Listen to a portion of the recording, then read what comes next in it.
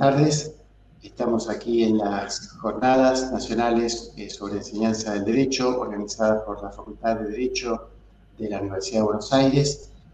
Ya desde hace más de una década se realizan estos eventos y tenemos la oportunidad ahora de contar con invitados extranjeros, y en este caso con una profesora de la Universidad de Zaragoza, una muy respetada colega, que es la profesora Romina Santillán de Santa Cruz, que va a exponer sobre un proyecto que está realizando, el cual nos ha dado noticias hace bastante tiempo, que lo viene desarrollando con colegas de distintos lugares del mundo, y para nosotros es un gusto contar con su presencia.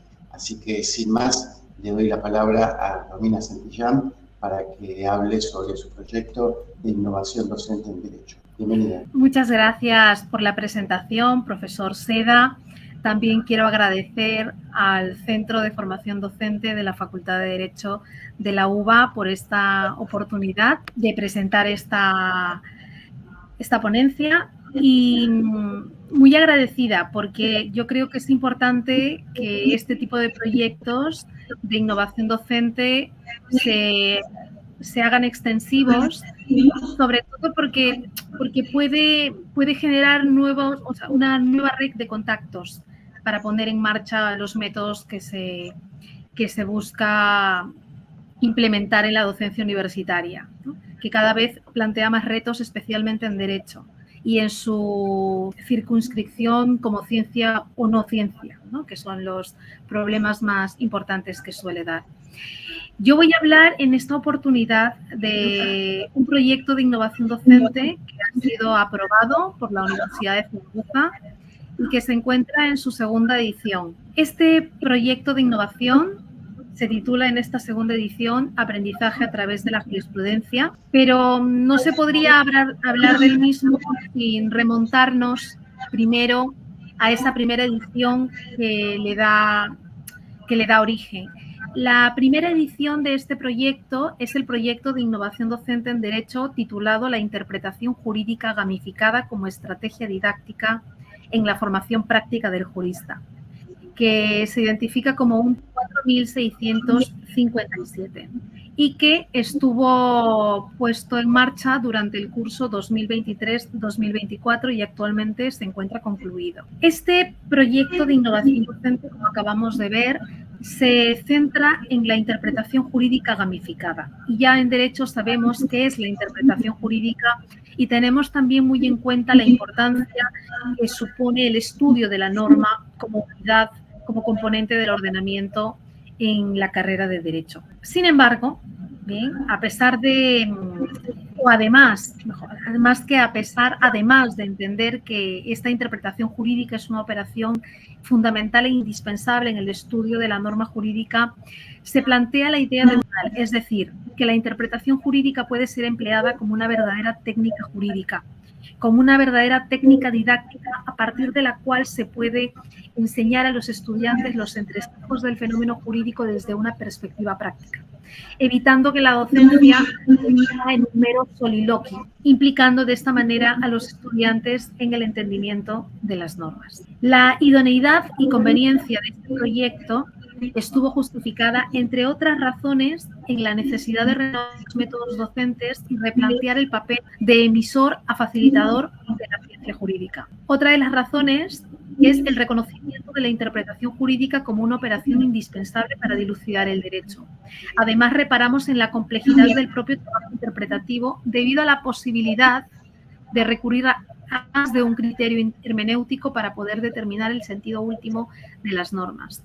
Por otra parte, también reparamos en la dificultad que puede suponer que el ordenamiento jurídico esté compuesto por una gran cantidad de normas que además podrían contener un texto oscuro o ambiguo. También otra de las razones es la eventualidad de que la actuación del intérprete pueda devenir arbitraria o irracional o fruto de un error. Y finalmente, pues, en que lo que se busca es en que se incorpore naturalmente la interpretación como una técnica en el estudio del derecho. Ahora, para poder poner en marcha la interpretación jurídica como una técnica didáctica en el estudio de las normas jurídicas, había que buscar un elemento que permitiera que fuera fluyendo de manera más natural esta puesta en marcha de la interpretación jurídica, por lo que se apuesta por la gamificación. Es así como llegamos, ¿no?, a esta fase en la que finalmente terminamos en esa interpretación jurídica gamificada.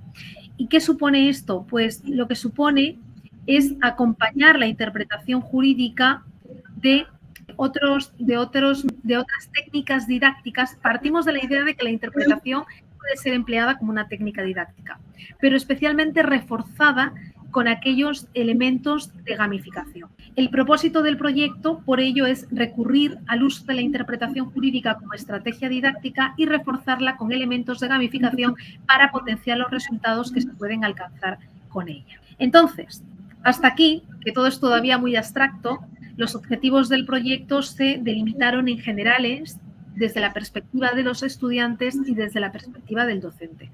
De carácter general, entre los objetivos teníamos complementar la formación teórica de los estudiantes de Derecho con la técnica de interpretación jurídica gamificada, favoreciendo la adquisición de competencias prácticas, y combinar la enseñanza tradicional con técnicas lúdicas de aprendizaje que dinamicen las sesiones de clase y comporten una participación más activa por parte de los estudiantes.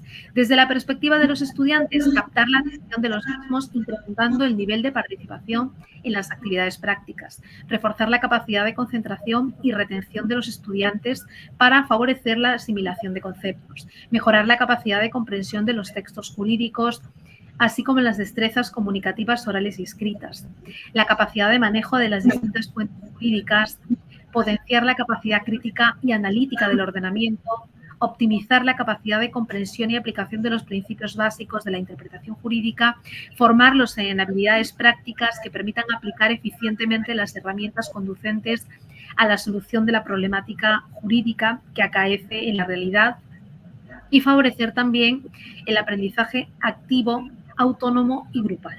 Desde la perspectiva del docente, fomentar el diálogo académico entre profesores y alumnos, así como el análisis crítico, llevar a cabo una evaluación continua de carácter formativo que nos facilite la detección temprana de los problemas de asimilación de conceptos por parte de los alumnos para poder tomar acciones eficaces y efectivas para paliar los problemas que se detecten.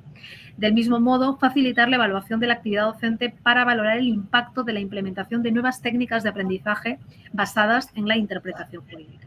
Estos eran los objetivos generales, pero claro, esos objetivos hay que aterrizarlos y para aterrizarlos, en esa primera edición del proyecto se propuso un modelo tipo de actividad que se basaba en la combinación de 3 técnicas transversales, la interpretación jurídica acompañada del debate y de la gamificación propiamente dicha que se reservaba para una etapa concreta de la actividad.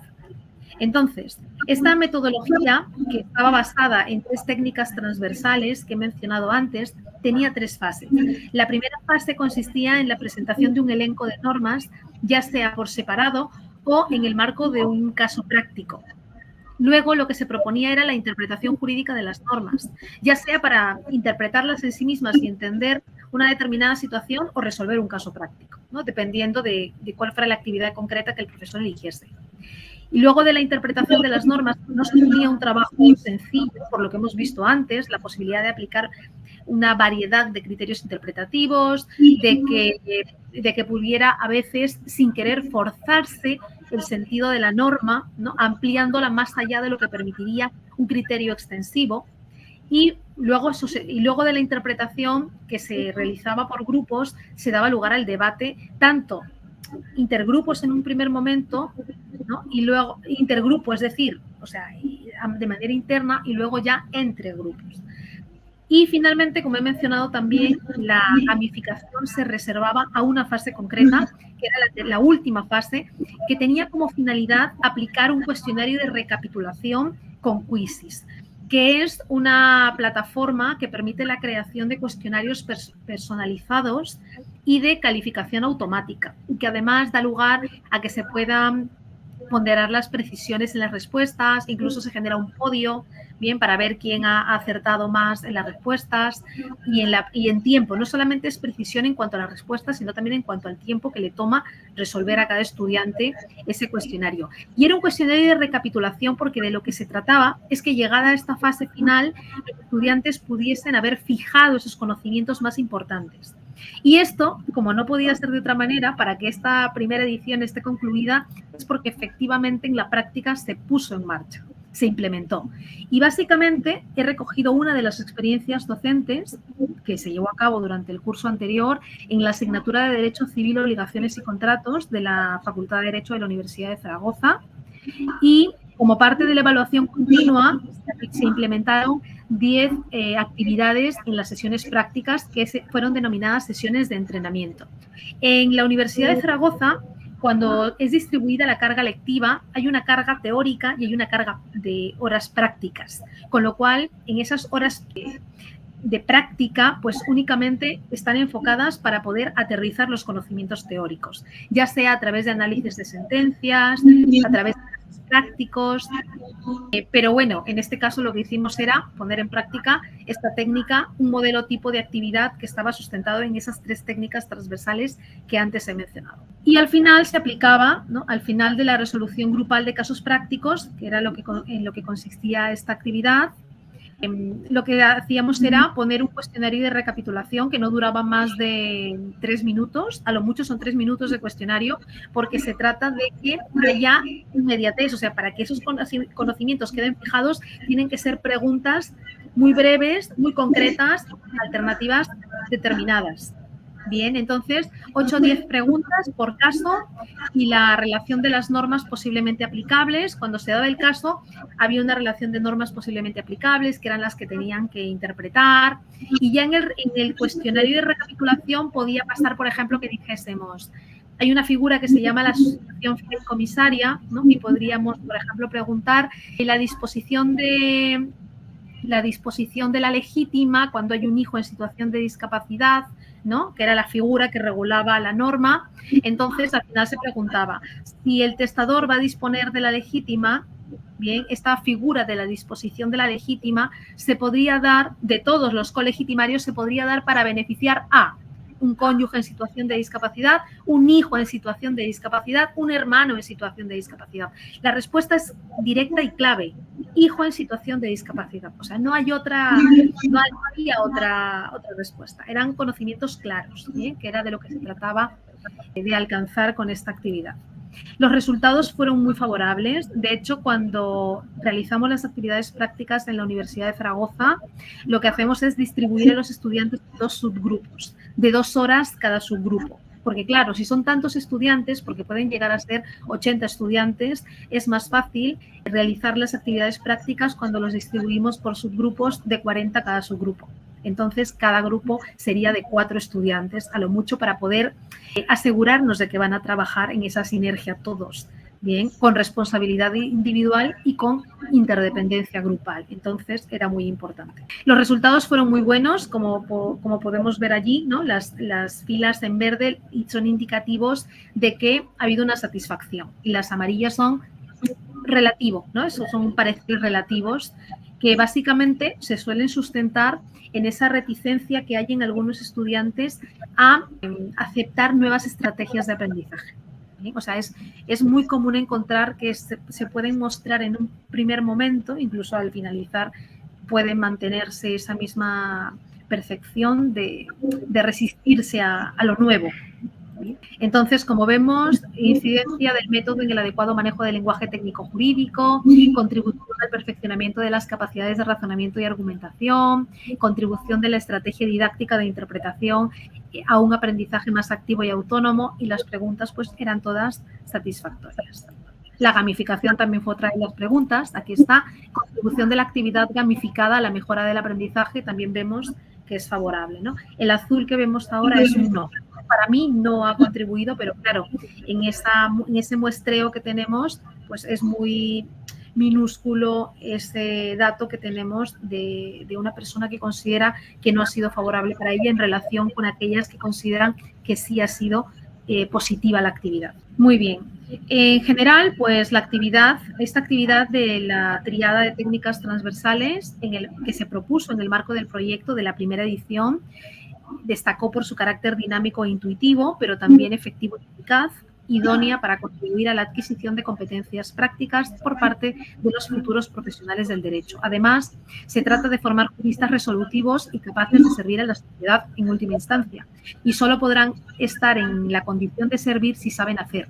Entonces, de lo que se trata es de enseñarles a saber hacer, a interpretar adecuadamente. Ahora vamos a entrar en este momento ya a la segunda edición del proyecto, que es el proyecto, seguimos hablando de interpretación jurídica gamificada como medio para satisfacer o para favorecer la adquisición de competencias prácticas, pero ahora especialmente focalizada esta edición en el aprendizaje a través de la jurisprudencia. El punto de partida es que la relación entre realidad social y jurisprudencia da lugar a una preocupación más que fundada acerca de los retos que plantea la interpretación en un mundo cambiante. En función de que en los hechos concretos se vayan presentando diferentes circunstancias fácticas, eso puede variar el cómo se resuelva a nivel judicial una situación u otra. Entonces, este es el punto de partida de por qué hemos ahora, para poder posibilitar esa adquisición de competencias prácticas y de conocimientos prácticos, por qué hemos de recurrir a la jurisprudencia. Si vemos las ventajas que proporciona la aplicación de la interpretación jurídica como técnica pedagógica, una manera interesante de seguir promoviendo el conocimiento e interpretación de las normas jurídicas es a través del estudio de la jurisprudencia. El recurso a la jurisprudencia como instrumento de aprendizaje es bastante recomendable. ¿Por qué? Porque con la jurisprudencia que ve con ella reforzados y actualizados sus conocimientos. Al mismo tiempo, le mantiene en contacto con la práctica jurídica, aunque sea de modo indirecto. Pero también le puede servir al docente de apoyo en la elaboración de casos prácticos basados en hechos reales que luego serán empleados como parte del proceso de enseñanza-aprendizaje. Es patente, por tanto, la incidencia que la jurisprudencia y la interpretación que contiene en ella y que ha sido analizada por los jueces va a tener en el método docente. Puede resultar, por tanto, motivador que la sentencia que se use para crear casos prácticos sea una de carácter emblemático. Y a los efectos de este proyecto de innovación consideramos que una jurisprudencia de carácter emblemático es aquella que varía una doctrina ya asentada o que fija nuevos criterios sumados a los ya previamente establecidos en otra jurisprudencia anterior. Los objetivos del proyecto, quiero aquí, no sé si al momento de compartir me va a permitir compartir otra pantalla, a ver, quiero intentarlo, quiero ver si me lo permite. Yo creo que sí me va a permitir. Profesor Seda, ¿me permite? ¿Se pueden ver los objetivos del proyecto? Sí, se pueden ver. ¿Sí? Vale. Pues estamos en la pantalla ahora del proyecto de innovación docente de esta segunda edición que ya ha sido aprobada. Y lo que estaba mencionando ahora tiene que ver... A ver, un momento. Se ve un poco lejano, eso sí. Se ve lejano. Vale, vale. Pues entonces, lo que pasa es que voy a... A ver, un momentico. Voy a dejar de... Lo puedes leer y lo escuchamos. Vale, pues lo que pasa es que yo quería poner la página en la que está alojada la memoria del proyecto, pero por alguna razón no la puedo compartir. En esta memoria del proyecto, lo único que quiero decir, para lo que me sirve esta diapositiva, es para indicar que los objetivos no dejan de ser los que hemos visto al principio, sino que ahora están especialmente centrados en el uso de la jurisprudencia como un instrumento de aprendizaje que va a facilitar la interpretación de las normas.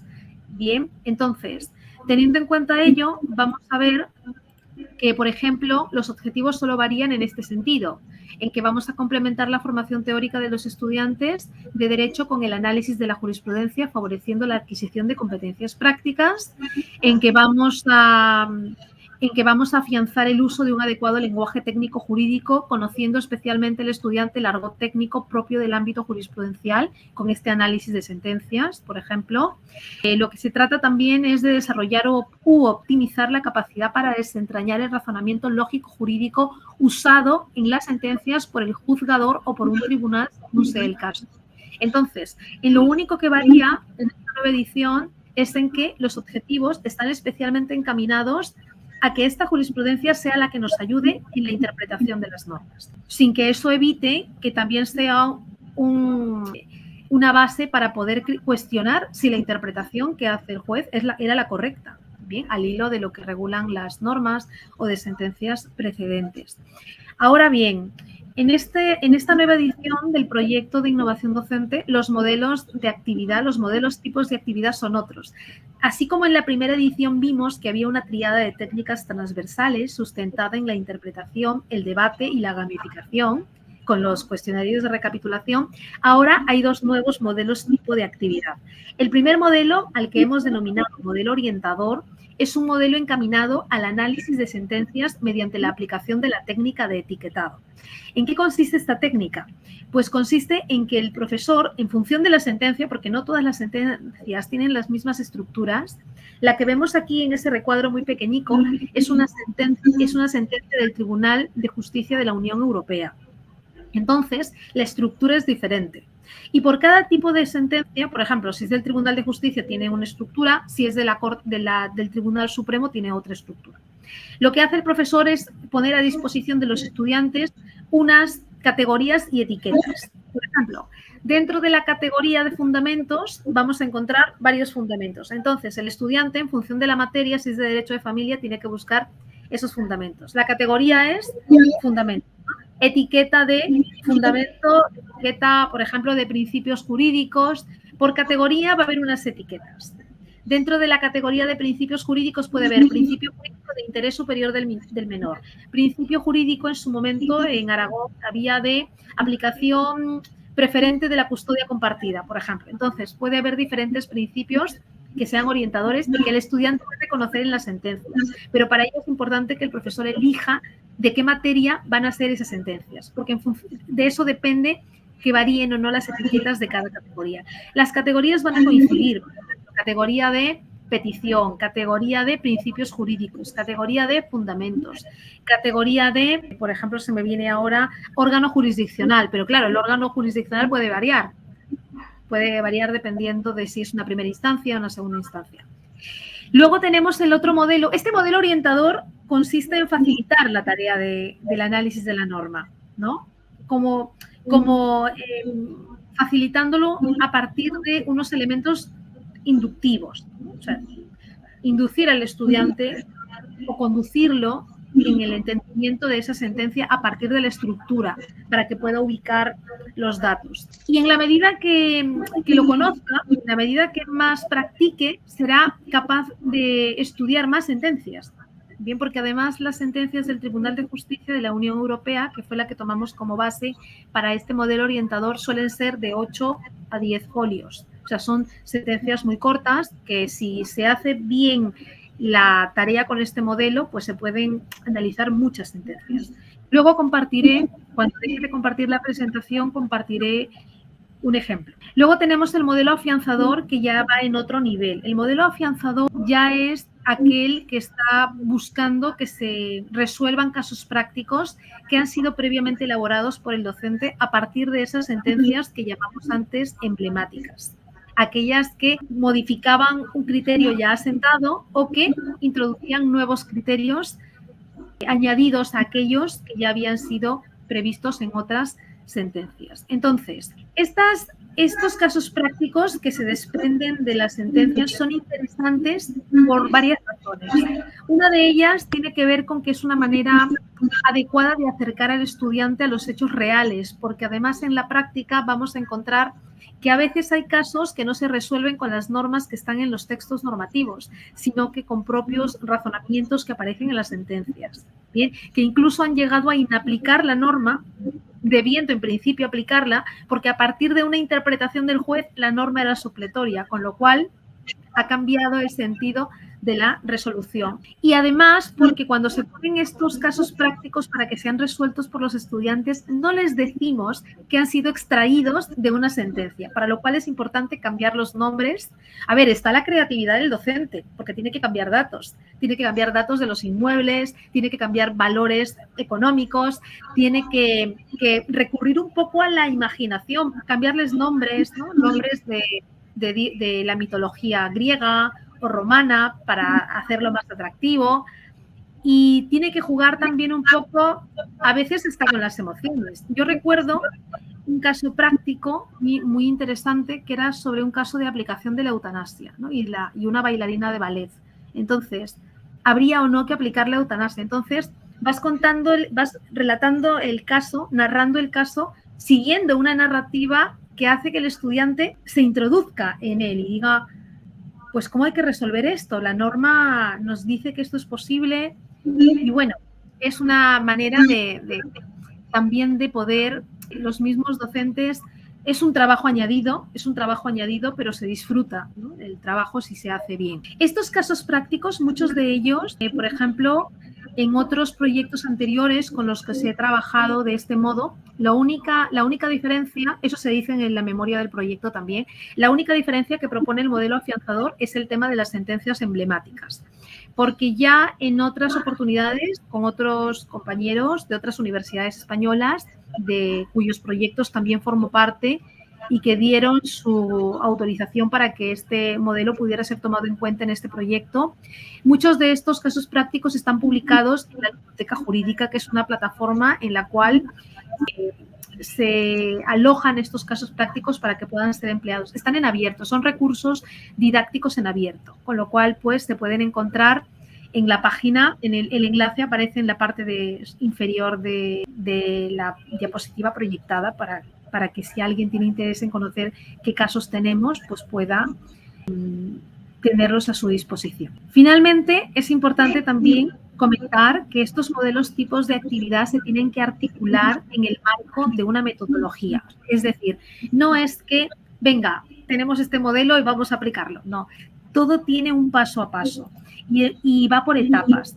Como podemos ver aquí en esta gráfica, la primera etapa es fundamental. La primera etapa consiste en impartir los conocimientos teóricos, porque si esos conocimientos teóricos no se tienen, es muy difícil que luego se pueda poner en práctica.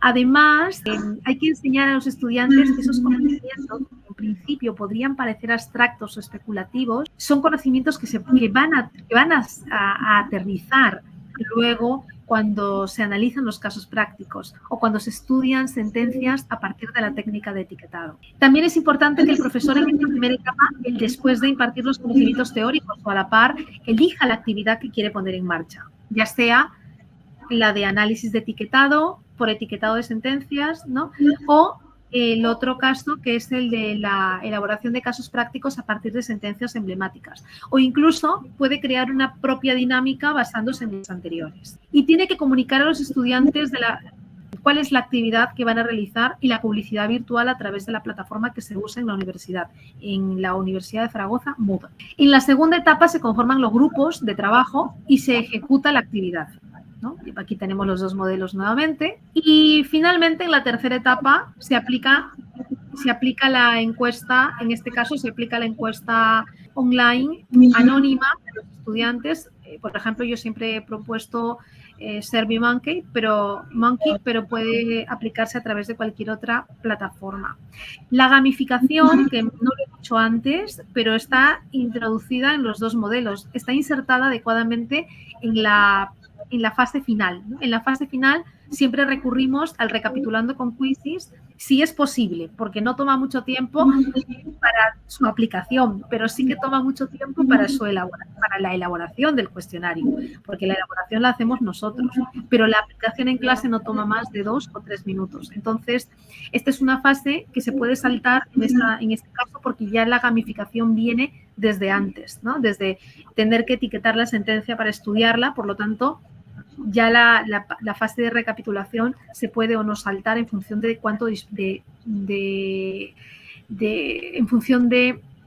con cuánto tiempo cuente el profesor para poder aplicar la actividad.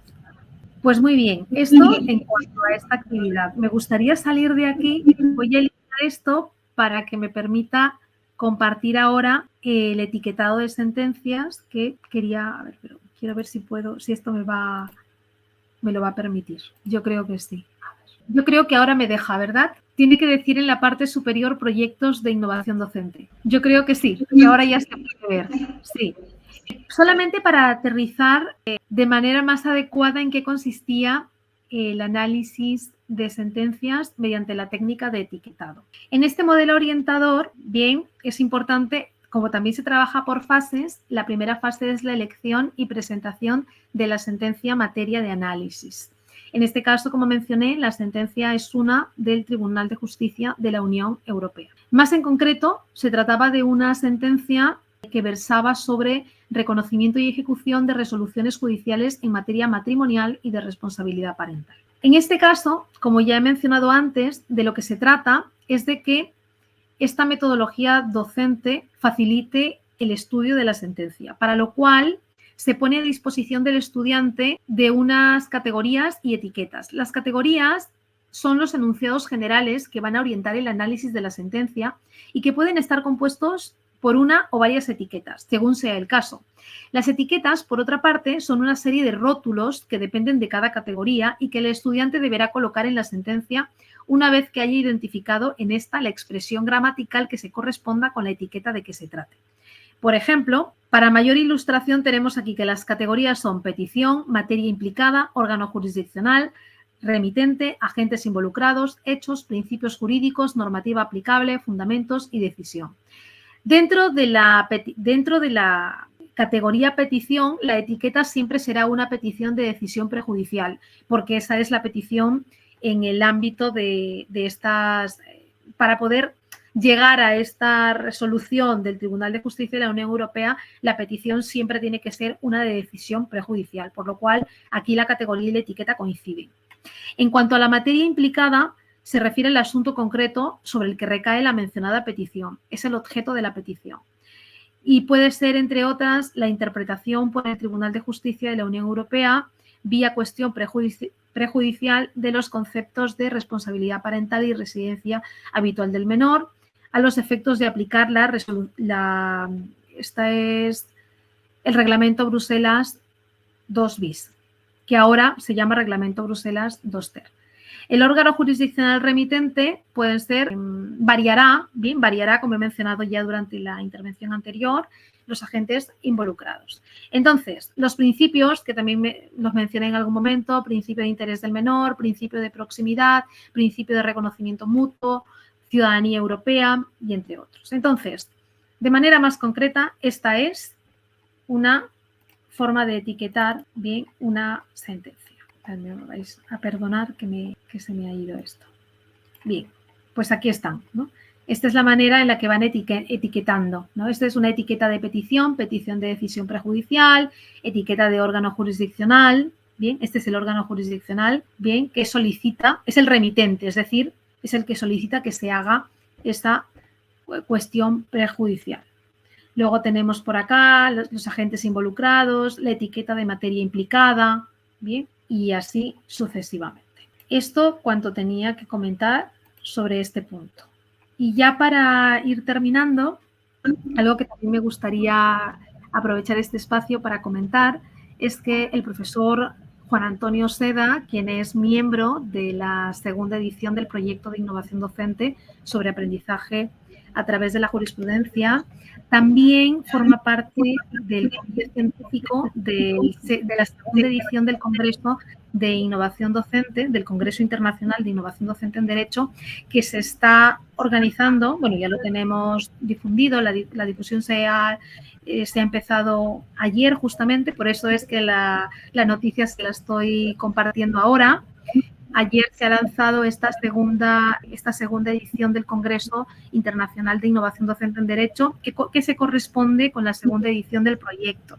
En su momento, la primera edición del proyecto tuvo también como actividades el primer Congreso Internacional de Innovación Docente en Derecho sobre interpretación jurídica y competencias prácticas, así se tituló ese congreso, y que dio motivo también, además del congreso en sí mismo, que tuvo un gran número de ponentes en el que todos iban presentando, por ejemplo, experiencias docentes en las que habían puesto en marcha la interpretación jurídica como técnica pedagógica. En otros casos habían propuestas de interpretación para supuestos emblemáticos y su repercusión práctica.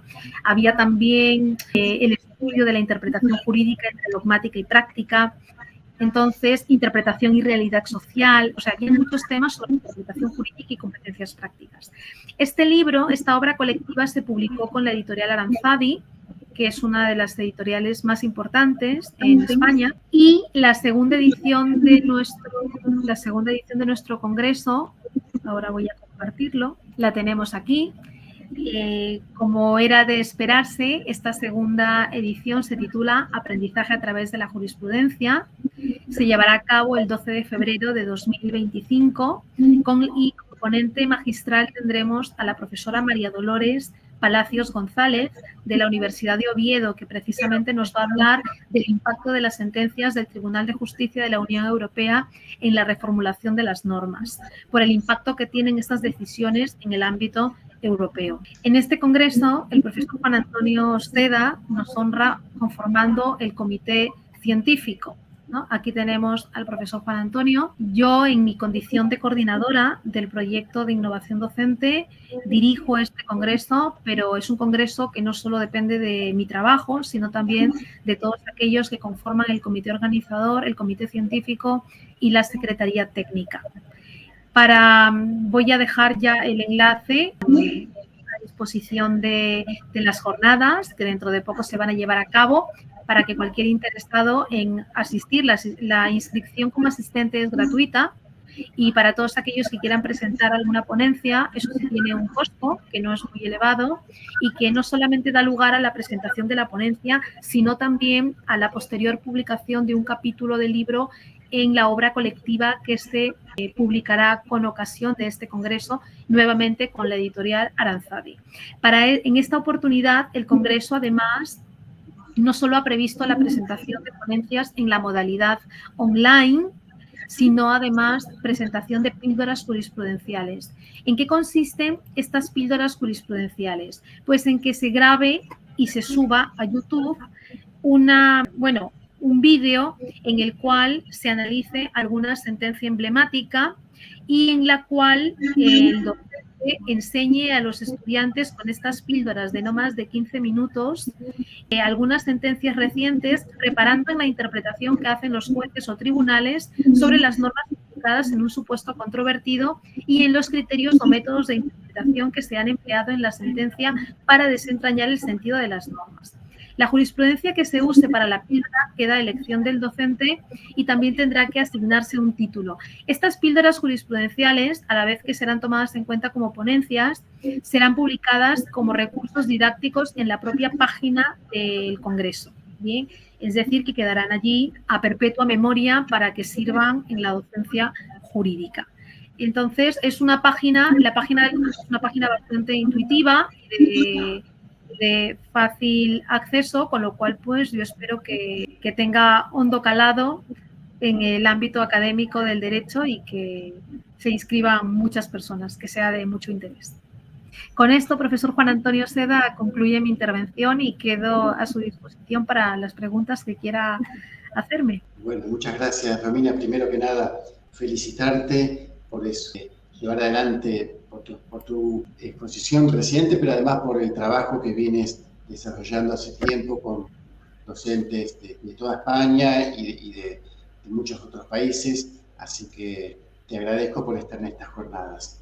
Y ya que estamos, quisiera hacerte algunas preguntas brevemente, para no usar tu tiempo, pero me interesaría conocer un poco cómo funciona, cómo es el tipo de docencia que se da me imagino que en España en general, específicamente en tu universidad, porque por lo que has contado, hay mucho componente teórico, de clases teóricas. Y también quisiera preguntarte un poco por el origen y el desarrollo de ese término de gamificación, que es un término que aquí lo conocemos más desde la perspectiva de las ciencias biológicas. No lo usamos, por lo menos en Argentina, tanto para el análisis jurídico. Así que quisiera ver si puedes ampliar un poco a qué refieren específicamente con la gamificación. Tengo varias preguntas más para hacerte, pero no quiero abusar. Preguntarte un poco cómo también las técnicas que se van desarrollando a través de estos proyectos después son tomadas o no por cada uno de los profesores. Si hay libertad de cátedra, si cada cual da la clase como quiere, o si la universidad tiene alguna directiva para transmitir a sus docentes. por ahora estas preguntas. Si después hay tiempo te haré otra porque es muy interesante todo lo que planteas. Sí, bien, pues con relación a lo primero, en cuanto al estilo de la docencia en las universidades españolas, en un primer momento, pero eso ya hace muchos años, la docencia siempre había sido básicamente magistral. De un tiempo aquí, a partir del plan Boloña, bien, esto cambia, bien. Entonces, quiero estar segura del año. Sí, es que esto fue en 1999. Entonces, ya más o menos a partir del año 2000, esto empieza a cambiar.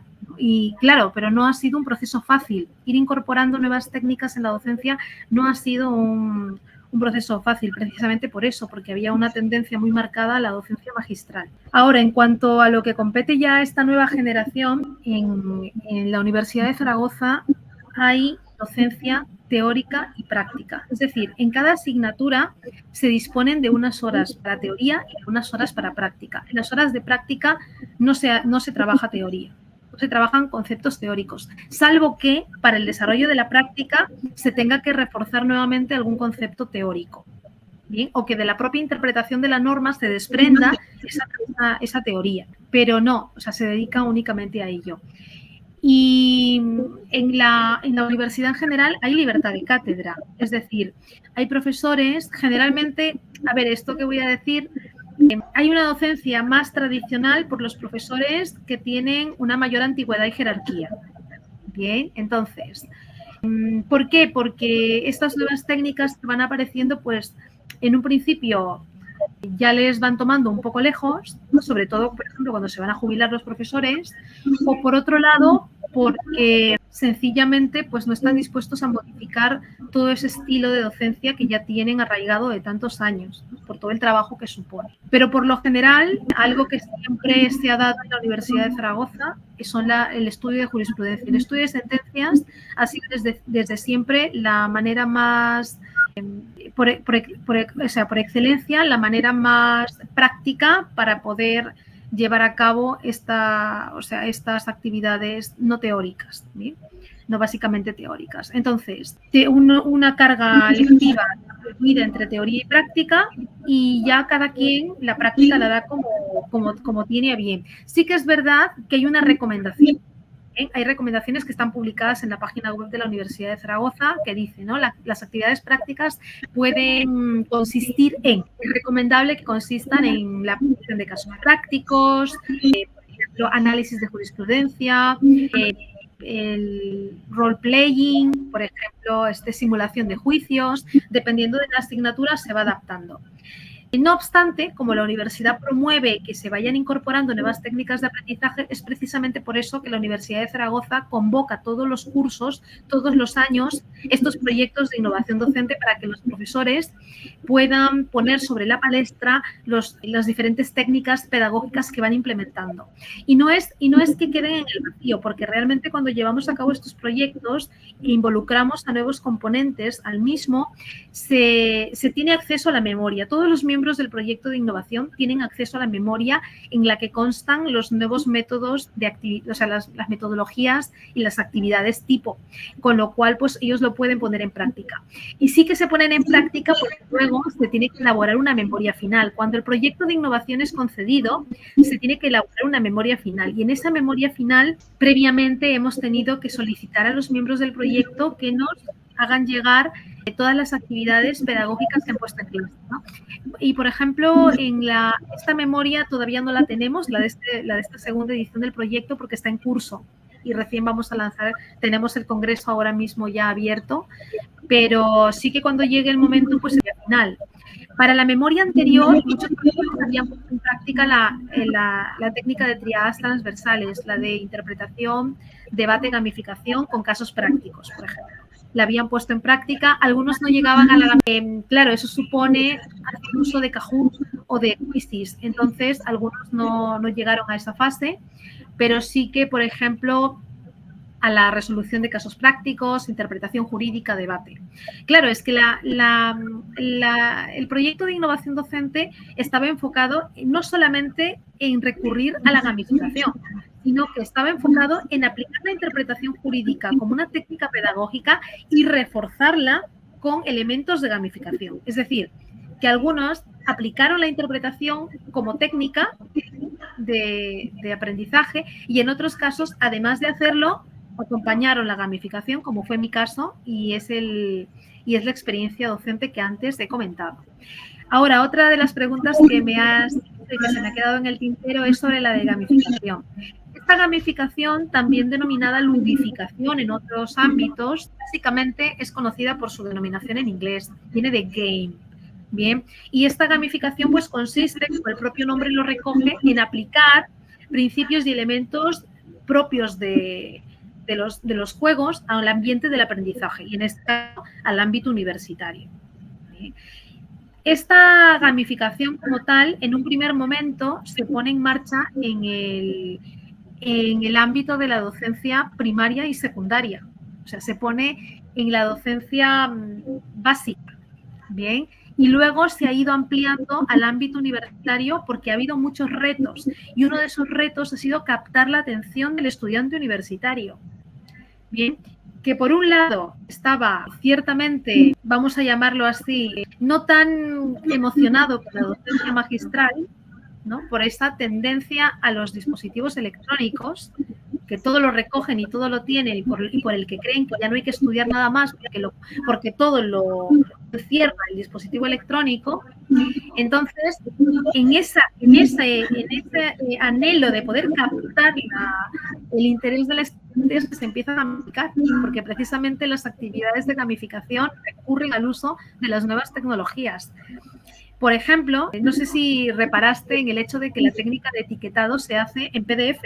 O sea, se van haciendo recuadros en PDF. De hecho, la memoria de la actividad te indica cómo tienes que hacer los recuadros paso a paso, porque dependiendo de la versión de PDF va a variar el uso de la parte frontal del documento. Entonces, pero también se puede hacer manualmente. Imaginemos que imprimimos, pero claro, lleva más tiempo. Pero he visto estudiantes que lo hacen, ¿no? Con resaltadores, con subrayadores, van colocando diferentes colores. Generalmente lo hacemos más las mujeres, o sea, he visto más las estudiantes que los estudiantes que tienen esa dedicación, ¿no? Pero tampoco hay ningún problema si tienes un solo color, que es porque lo importante es que sepas reconocer, identificar la etiqueta y la categoría.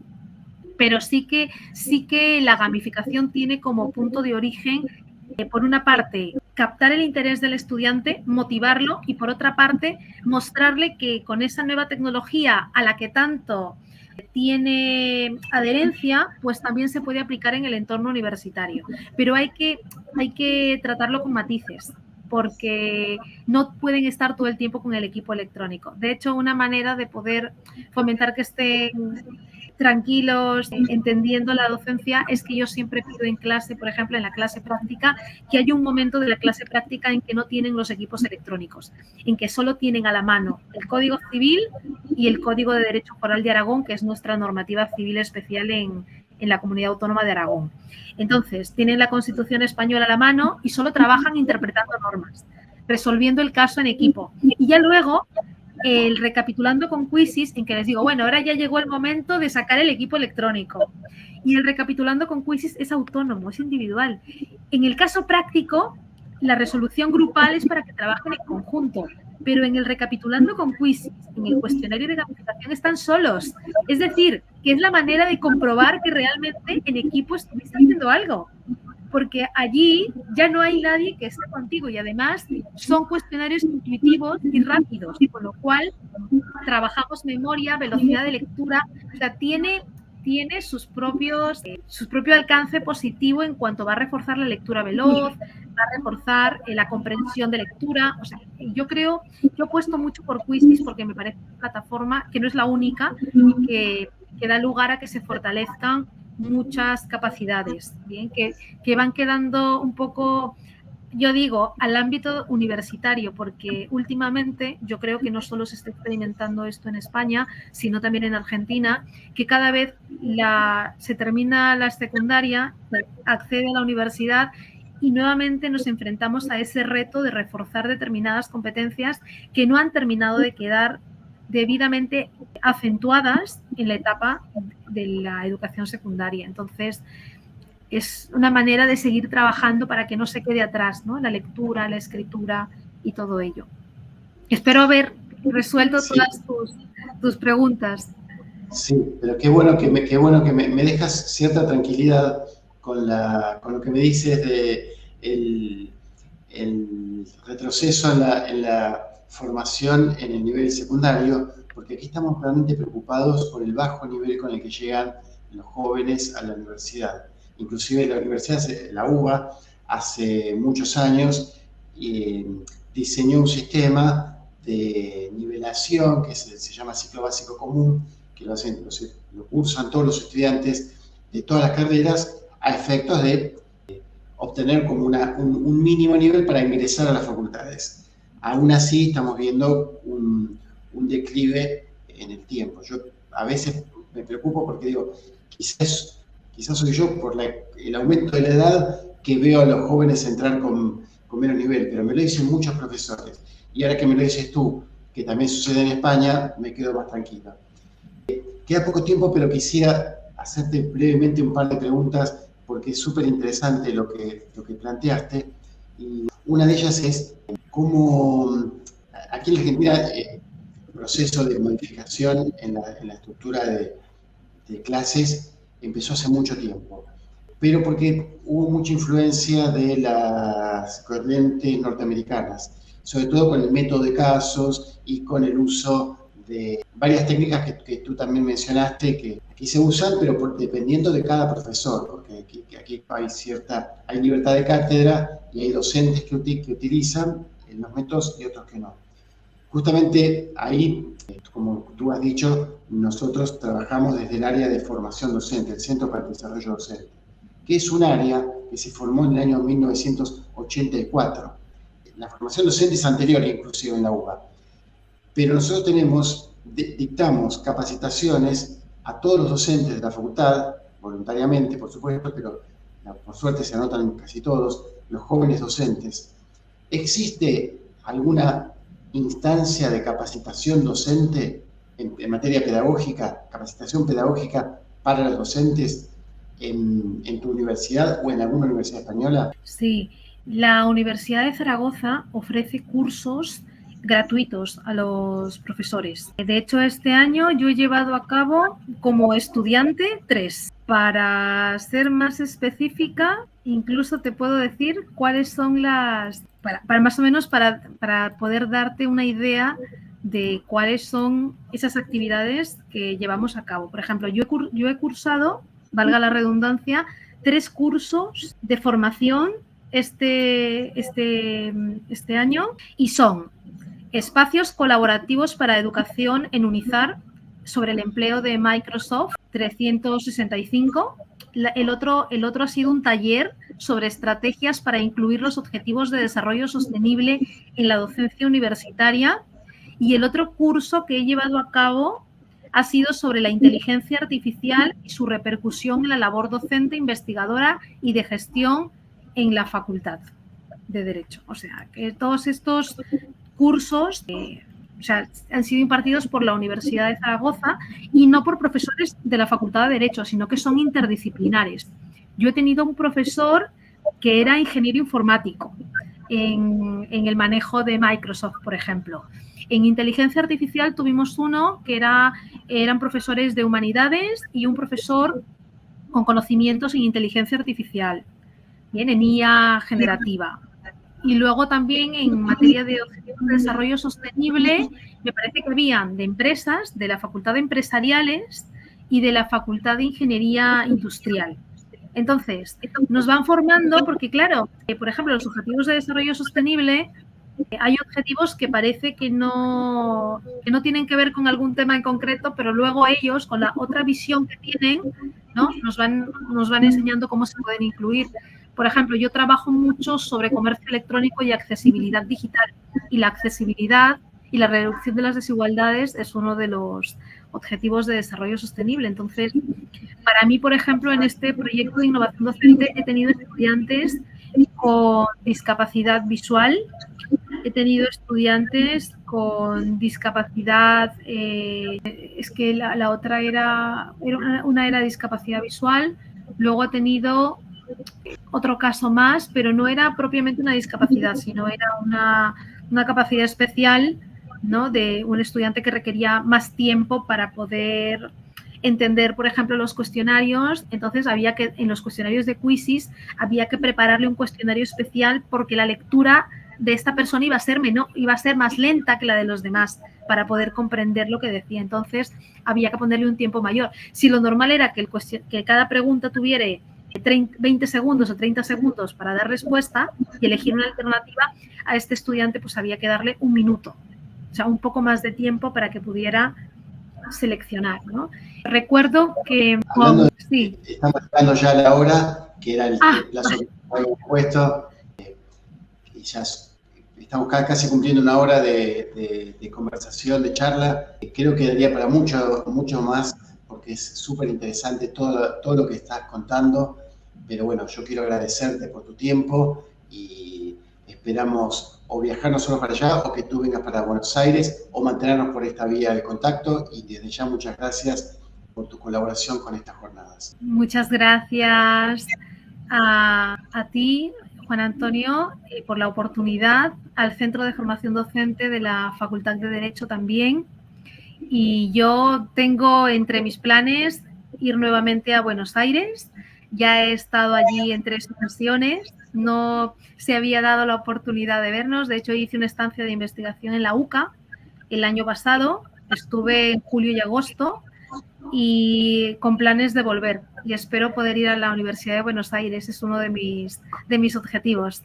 Lo tengo en lista. Así que y poder conocerte y también a los demás profesores que trabajan en el Centro de Formación Docente. Nada, muchísimas gracias. He estado muy cómoda, muy contenta de poder compartir estos proyectos de innovación docente, agradecida contigo porque hayas aceptado formar parte del proyecto del Comité Científico del Congreso, y espero que este congreso tenga tan buena acogida como la tuvo el anterior. Muchas gracias, Romina.